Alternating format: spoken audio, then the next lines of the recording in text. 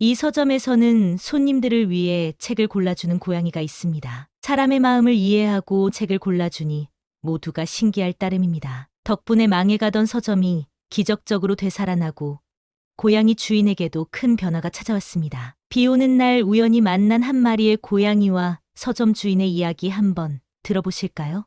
강원도 산골 마을 끝자락, 좁은 시골길을 따라 올라가면 낡은 팻말 하나가 나타납니다. 꿈꾸는 책방이라고 삐뚤빼뚤 쓰인 글씨가 바람에 살짝 흔들렸습니다. 그 뒤로 보이는 건물은 한때 아이들의 웃음소리로 가득했던 폐교였습니다. 강민은 창가에 서서 쏟아지는 빗줄기를 바라봤습니다. 하늘은 먹구름으로 가득했고 빗소리는 점점 거세졌습니다. 나무 창틀에 손을 얹자 차가운 감촉이 전해졌습니다. 여기 온 지도 벌써 1년이 지났는데 아직도 비 오는 날이면 서울 아파트가 그리워졌습니다.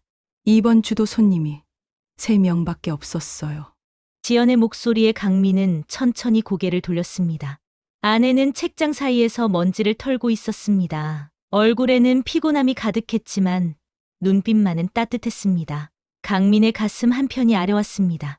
서울에서 30년간 국어교사로 살아온 그가 갑자기 시골로 내려와 책방을 열자고 했을 때 지연은 한마디 불평 없이 따라왔습니다. 하지만 현실은 꿈과 달랐습니다. 한 달 수입이 월세도 못 미치는 날이 많았습니다. 강민은 서재 한쪽 벽에 걸린 달력을 바라봤습니다. 빨간 동그라미가 쳐진 날짜가 다가오고 있었습니다. 은행 대출금 상환일이었습니다.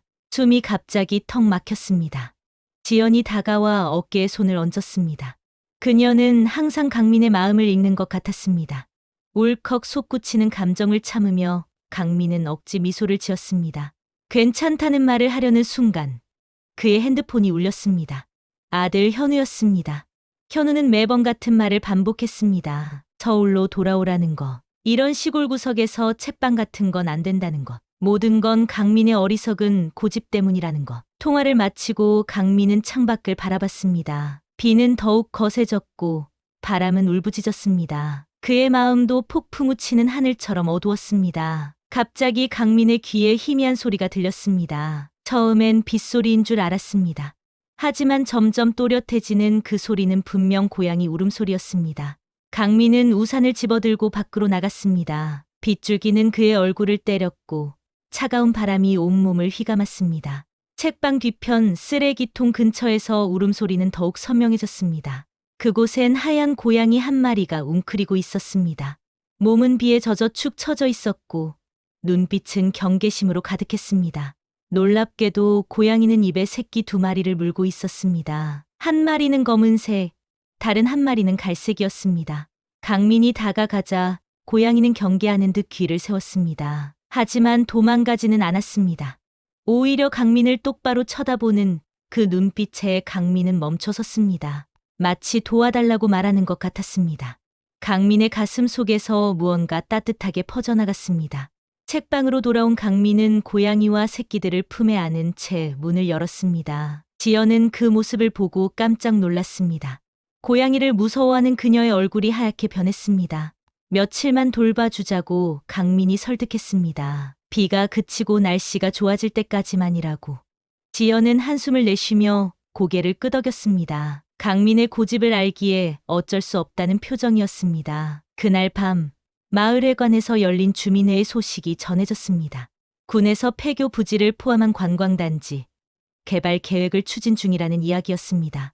소식을 전해들은 강민의 얼굴에서 핏기가 싹 가셨습니다. 비가 그치고 새벽이 밝아올 무렵 강민은 여전히 잠을 이루지 못했습니다. 방 한켠에 마련한 상자에는 고양이 가족이 잠들어 있었습니다. 하얀 고양이의 부드러운 숨소리가 방 안에 차분히 퍼졌습니다. 강민은 그 소리를 들으며 생각했습니다.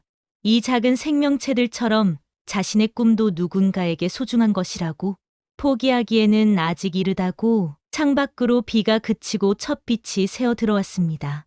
새로운 하루가 시작되고 있었습니다. 아침이 밝았습니다. 강민은 작은 상자 앞에 쪼그려 앉아 고양이 가족을 살폈습니다.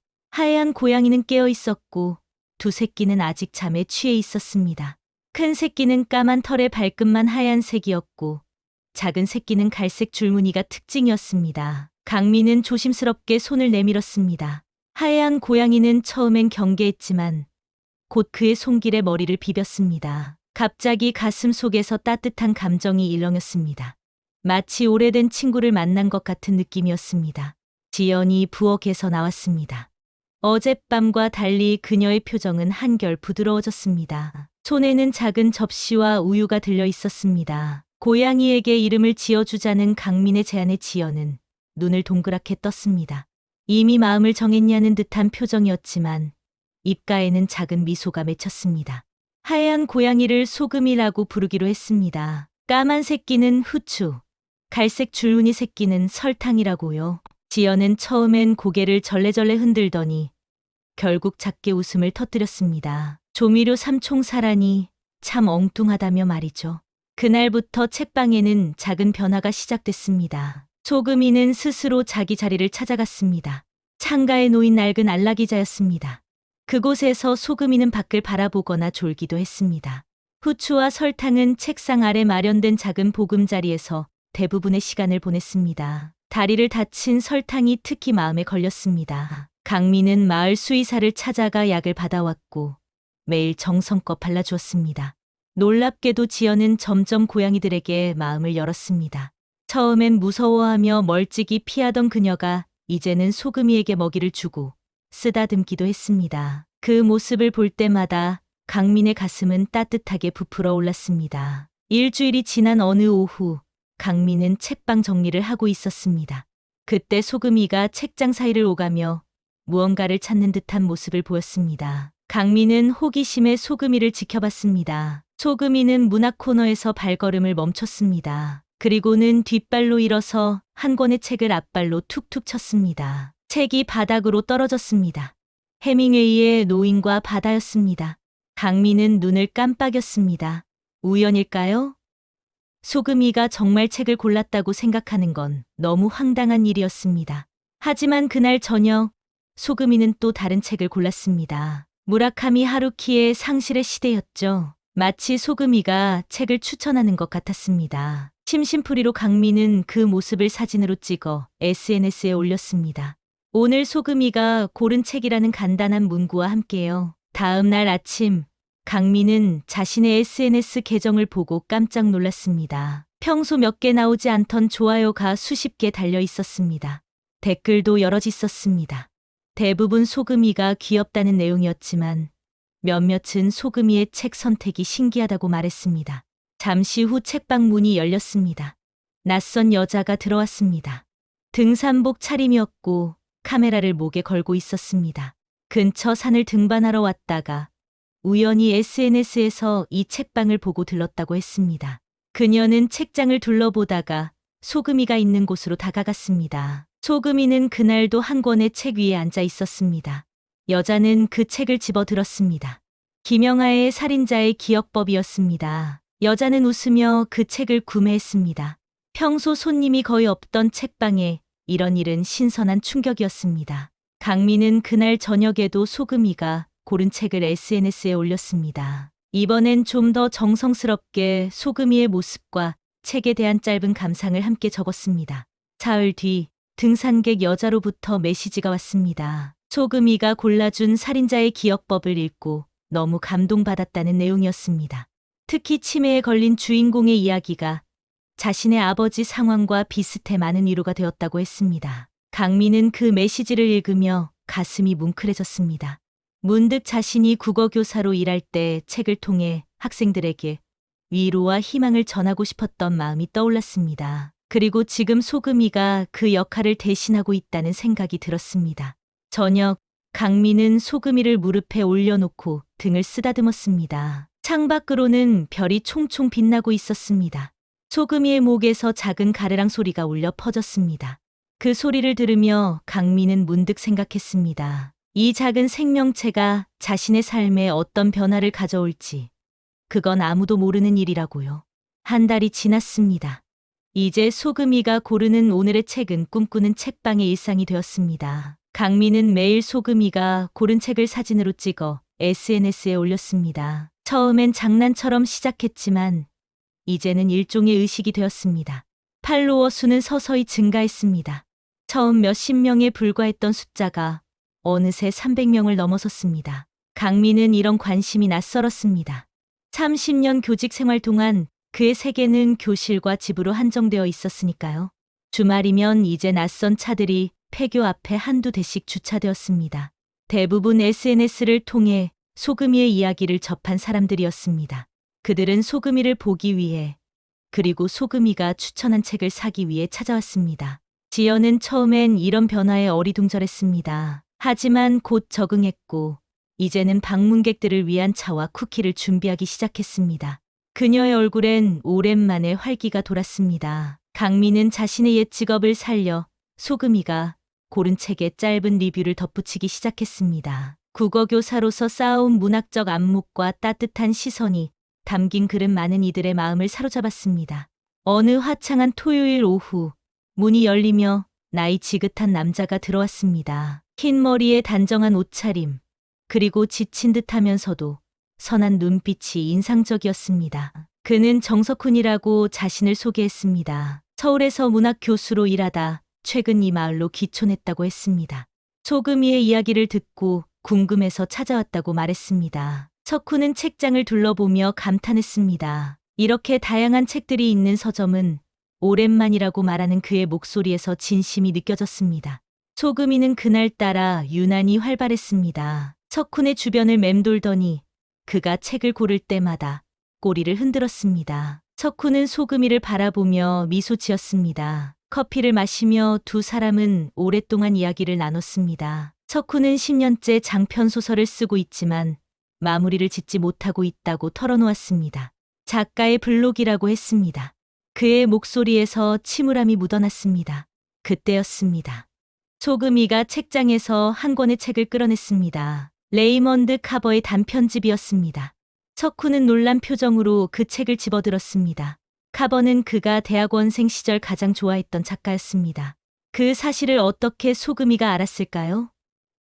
석훈의 눈빛이 흔들렸습니다. 마치 오래된 친구를 만난 것처럼 반가움이 묻어났습니다. 석훈은 정기적으로 책방을 찾아오겠다고 약속했습니다. 그리고 소금이의 이야기를 자신의 지인들에게도 알리겠다고 했습니다. 그의 말에 강민의 가슴은 따뜻하게 부풀어 올랐습니다. 그날 이후 소금이의 인기는 더욱 높아졌습니다. 석훈이 문학 커뮤니티에 소금이 이야기를 공유했고, 이는 더 많은 사람들을 책방으로 이끌었습니다. 강민은 고양이 책 소믈리에라는 콘셉트를 더욱 발전시켰습니다. 소금이가 고른 책들을 주제별로 분류하고 각각에 대한 깊이 있는 해설을 SNS에 올렸습니다. 사람들은 이런 콘텐츠에 열광했습니다. 하루는 낯선 번호로 전화가 왔습니다. 자신을 대형 출판사 마케팅 이사 임재준이라고 소개한 남자였습니다. 소금이 이야기를 듣고 관심이 생겼다며 시골 책방 살리기 프로젝트를 제안했습니다. 강민은 잠시 망설였습니다. 갑작스러운 제안에 어떻게 반응해야 할지 몰랐습니다. 하지만 재준은 다음 주에 직접 방문하겠다며 전화를 끊었습니다. 전화를 내려놓은 강민의 마음은 복잡했습니다. 이런 관심이 반갑기도 했지만 한편으로는 불안했습니다. 모든 것이 너무 빠르게 변하고 있었으니까요. 그날 밤 강민은 소금이를 안고 창밖의 별을 바라봤습니다. 몇 달 전만 해도 한 명의 손님도 찾아오지 않던 작은 책방이 이렇게 변할 거라고 누가 상상이나 했을까요? 소금이가 작게 울었습니다. 마치 뭔가를 말하려는 것 같았습니다. 강민은 소금이의 따뜻한 몸을 느끼며 생각했습니다. 이 작은 변화가 어디까지 이어질지, 그리고 그것이 자신의 삶을 어떻게 바꿀지. 가슴 속 깊은 곳에서 기대와 두려움이 뒤섞인 감정이 일렁였습니다. 하지만 지금은 이 순간을 있는 그대로 받아들이기로 했습니다. 소금이가 가져온 작은 기적에 감사하면서 말이죠. 임재준과의 만남이 예정된 날, 강민은 아침부터 책방을 정리했습니다. 먼지 하나 없게 책장을 닦고 바닥을 쓸고 창문을 깨끗이 닦았습니다. 마음 한구석이 불안했습니다. 대형 출판사의 마케팅 이사가 이런 작은 시골 책방에 무슨 관심이 있을까요? 소금이는 그날따라 책방 이곳저곳을 돌아다니며 안절부절 못했습니다. 평소 자신이 좋아하는 창가 의자에도 앉지 않고 꼬리를 세운 채 서성거렸습니다. 지연이 따뜻한 차와 쿠키를 준비했습니다. 오늘따라 그녀의 표정도 긴장해 보였습니다. 아직 오전 10시였지만 이미 두 사람은 지쳐 보였습니다. 소금이가 갑자기 책방 구석으로 달려갔습니다. 오래된 창고로 통하는 작은 문 앞이었습니다. 학교가 폐교되기 전 교감실이었던 곳이었죠. 강민과 지연은 그곳을 창고로 쓰고 있었습니다. 대부분 정리하지 못한 짐들이 쌓여 있었습니다.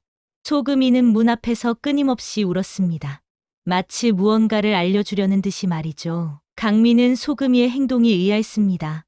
이전에 소금이가 이렇게 행동한 적은 없었습니다. 문을 열자 먼지가 일었습니다.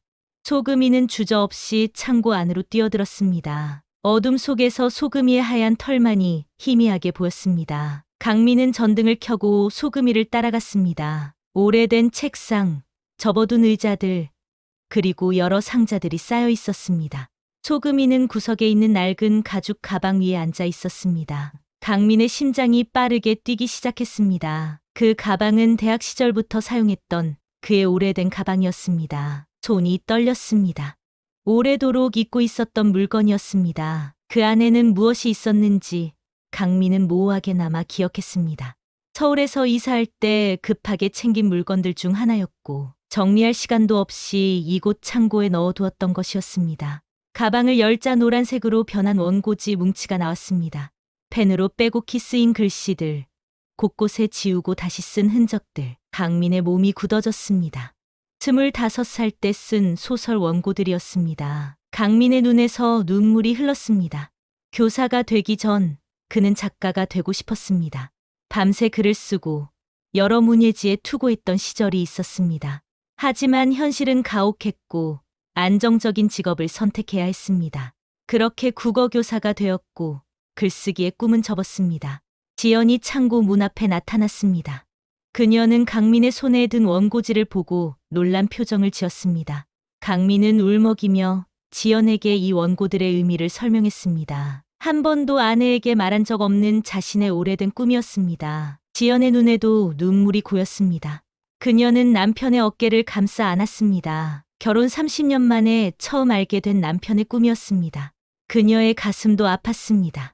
두 사람이 감정적인 순간을 나누고 있을 때 책방 문종이 울렸습니다. 임재준이 도착한 것이었습니다. 강민은 급히 눈물을 닦고 원고를 소파 옆에 놓았습니다. 지연도 얼른 표정을 정리했습니다. 재준은 예상과 달리 젊고 세련된 모습이었습니다. 30대 중반으로 보이는 그는 부드러운 미소를 지으며 강민과 악수했습니다. 그의 눈빛은 날카로웠지만 말투는 공손했습니다. 소금이는 재준을 경계하는 듯 했습니다. 평소와 달리 낯선 손님에게 다가가지 않고 구석에서 그를 지켜봤습니다. 재준은 소금이의 이야기에 큰 관심을 보였습니다. SNS에서 화제가 되고 있는 고양이 책 소믈리에를 직접 보기 위해 왔다고 했습니다. 그의 목소리에서 진심이 느껴졌지만 어딘가 모르게 계산적인 면도 있었습니다. 재준은 출판사의 새 프로젝트를 설명했습니다. 소셜미디어 시대에 맞춰 독자들과 직접 소통하는 작은 책방 네트워크를 만들고 있다고 했습니다. 그리고 꿈꾸는 책방이 그 첫 번째 파트너가 되었으면 한다고 말했습니다. 강민은 그 제안에 당황했습니다. 너무 갑작스러웠습니다. 그때 재준의 시선이 소파 옆에 놓인 원고 뭉치에 멈췄습니다. 강민의 심장이 또다시 빠르게 뛰었습니다. 재준은 원고를 가리키며 물었습니다. 작가세요? 질문에 강민은 말문이 막혔습니다. 작가라고 하기엔 너무 부끄러웠습니다. 하지만 뭐라고 대답해야 할지 몰랐습니다. 침묵 속에서 소금이가 갑자기 움직였습니다. 원고 위로 뛰어올라 마치 그것을 지키려는 듯 앉았습니다. 재준은 눈을 크게 뜨며 그 모습을 바라봤습니다. 우연이었을까요? 아니면 소금이의 의도적인 행동이었을까요? 강민은 알 수 없었습니다. 다만 확실한 건 그 순간 오래도록 가슴 속에 묻어두었던 작가의 꿈이 다시 꿈틀거리기 시작했다는 것이었습니다. 비가 내리는 월요일 아침, 강민은 마을 우체국에서 한 통의 편지를 받았습니다. 군청 로고가 찍힌 공문서였습니다. 봉투를 여는 순간 그의 손이 떨렸습니다. 예감이 좋지 않았습니다. 편지 내용은 그의 최악의 두려움을 확인시켜 주었습니다. 폐교 부지가 포함된 관광단지, 개발 계획이 확정되었고 6개월 내에 모든 입주자는 퇴거해야 한다는 내용이었습니다. 강민의 다리에서 힘이 빠졌습니다. 비에 젖은 채 우체국 처마 아래 쪼그려 앉았습니다. 숨이 막혔습니다. 작년 가을 그토록 설렘과 희망을 안고 시작한 책방이 이렇게 끝나버리는 걸까요? 책방으로 돌아온 강민의 얼굴은 창백했습니다. 지연은 그의 표정만 보고도 상황을 알아차렸습니다. 편지를 읽은 그녀의 눈에서 눈물이 흘렀습니다. 둘 다 말이 없었습니다. 할 수 있는 말이 없었습니다. 소금이가 조용히 다가와 강민의 무릎 위에 올라탔습니다. 따뜻한 체온이 전해졌습니다. 그 온기가 강민의 얼어붙은 마음을 조금씩 녹였습니다. 오후, 임재준으로부터 전화가 왔습니다. 그는 지난번 방문 이후 강민의 원고를 읽어보고 싶다고 했었습니다. 강민은 망설였지만 결국 오래된 원고 몇 편을 복사해서 보내주었습니다. 재준의 목소리는 흥분으로 가득 차 있었습니다. 강민의 글이 놀랍도록 좋다고 했습니다. 특히 바다가 보이는 창문이라는 단편이 인상적이었다고 말했습니다. 출판사에서 긍정적인 반응을 얻었다고 했습니다. 강민은 복잡한 감정에 휩싸였습니다. 한편으로는 기뻤습니다. 30년 전 쓴 글이 누군가에게 가치 있게 느껴진다니 말입니다. 하지만 다른 한편으로는 의심스러웠습니다. 너무 갑작스러운 일이었으니까요. 재준은 더 나아가 제안했습니다. 강민과 소금이의 이야기를 온라인 플랫폼에서 연재하자고 했습니다. 고양이가 고른 책과 사람들의 이야기라는 주제로요. 그리고 강민의 단편들도 함께 소개하자고 했습니다. 그러면서 재준은 슬쩍 덧붙였습니다. 책방이 없어도 이 프로젝트는 계속할 수 있다고요. 서울의 작은 스튜디오를 마련해서 소금이와 함께 콘텐츠를 만들면 된다고 했습니다. 강민의 가슴이 철렁 내려앉았습니다. 재준이 폐교 개발 계획을 알고 있었던 걸까요? 아니면 우연의 일치였을까요? 혼란스러웠습니다. 그날 저녁 석훈이 책방을 찾아왔습니다. 그는 이미 개발 계획 소식을 들은 듯했습니다. 근심 어린 표정으로 강민과 지연을 위로했습니다. 석훈은 최근 소금이 덕분에 오랫동안 풀지 못했던 소설에 막힌 부분을 해결했다고 말했습니다. 소금이가 골라준 책들이 영감을 주었다고 했습니다. 그의 목소리에는 진심 어린 감사함이 담겨 있었습니다. 이야기를 나누던 중 책방 문이 열리고 낯선 여성이 들어왔습니다. 그녀는 자신을 유나라고 소개했습니다. 작은 독립출판사 숲속 책방의 편집자라고 했습니다. 유나는 SNS에서 소금이 이야기를 보고 왔다고 했습니다. 그리고 강민의 단편 바다가 보이는 창문을 읽었다고 했습니다. 임재준이 SNS에 일부를 공개했던 것입니다. 강민의 표정이 굳어졌습니다. 재준이 자신의 허락 없이 원고를 공개했다니 배신감이 들었습니다. 하지만 유나는 미소를 지으며 말을 이었습니다. 그녀는 강민의 글이 마음에 들었다고 했습니다. 소박하지만 진심이 담긴 이야기, 그리고 오래되었지만 여전히 빛나는 문장들이 인상적이었다고 했습니다. 그리고 혹시 단편집 출간에 관심이 있는지 물었습니다. 강민은 말문이 막혔습니다. 제안이 너무 갑작스러웠습니다. 게다가 책방이 사라질 위기에 처한 상황에서 이런 제안을 받다니 현실감이 없었습니다. 그때 강민의 핸드폰에 알림이 울렸습니다. SNS에 새 댓글이 달렸다는 알림이었습니다. 그리고 또 하나, 쉴 새 없이 알림이 이어졌습니다. 강민이 핸드폰을 확인하자 놀라운 광경이 펼쳐져 있었습니다. 소금이가 골라준 책을 읽고 감동받았다는 사연들이 쏟아지고 있었습니다. 그 중에는 재준이 공개한 강민의 단편에 대한 반응도 있었습니다. 뿐만 아니라 지역 주민들과 책방 방문객들이 꿈꾸는 책방 지키기 해시태그를 만들어 공유하기 시작했습니다. 마을의 작은 책방이 사라질 위기에 처했다는 소식이 순식간에 퍼진 것이었습니다. 강민의 눈에 눈물이 고였습니다. 이런 반응은 예상치 못했습니다. 잠시 전까지만 해도 무너질 것 같던 마음에 작은 희망의 불씨가 켜졌습니다. 석훈은 생각에 잠긴 표정으로 말했습니다. 마을 주민들과 함께 이 문제를 논의해보자고 제안했습니다. 폐교는 단순한 건물이 아니라 마을의 역사이자 문화적 가치가 있는 공간이라고 강조했습니다. 유나는 고개를 끄덕이며 동의했습니다. 그녀도 독립출판사로서 획일화된 대형 서점들보다 개성 있는 작은 책방들의 가치를 알고 있다고 했습니다. 소금이는 그들 사이를 조용히 오가며 때로는 강민의 무릎에, 때로는 하의 가방 위에 앉았습니다. 마치 이 모든 상황을 지켜보고 있는 듯했습니다. 강민은 문득 깨달았습니다. 자신이 혼자가 아니라는 것을요. 소금이가 찾아온 이후 그의 삶에는 많은 변화가 있었습니다.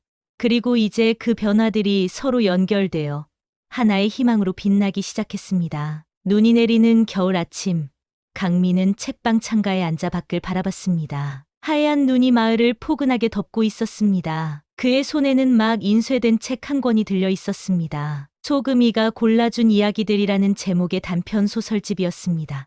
표지에는 창가에 앉아 밖을 바라보는 소금이의 뒷모습이 실루엣으로 그려져 있었습니다. 단순하지만 아름다운 디자인이었습니다. 강민의 가슴이 뭉클해졌습니다. 꿈인지 현실인지 구분하기 어려웠습니다. 3개월 전 마을 주민들과 책방 지지자들이 힘을 모았습니다. 꿈꾸는 책방 지키기 운동은 SNS를 넘어 지역 신문과 방송에까지 보도되었습니다. 석훈의 제안으로 폐교의 역사적, 문화적 가치를 강조하는 보고서도 작성했습니다. 기적같이 군청은 개발 계획을 재검토하기 시작했습니다. 마침내 폐교 부지를 마을 문화유산으로 지정하고 꿈꾸는 책방은 지역 문화공간으로 인정받았습니다. 6개월이라는 시한은 무기한 연장되었습니다. 그 과정에서 강민은 임재준의 진짜 의도를 알게 되었습니다. 재준은 사실 강민의 옛 제자였습니다. 20살 때 강민의 문학 수업을 들었고 그때 강민이 보여준 문학에 대한 열정이 그에게 깊은 인상을 남겼다고 했습니다. 하지만 둘의 문학과는 달랐습니다. 재준에게 문학은 상품이었고 강민에게는 영혼의 양식이었습니다. 그 차이가 둘 사이에 보이지 않는 벽을 만들었습니다.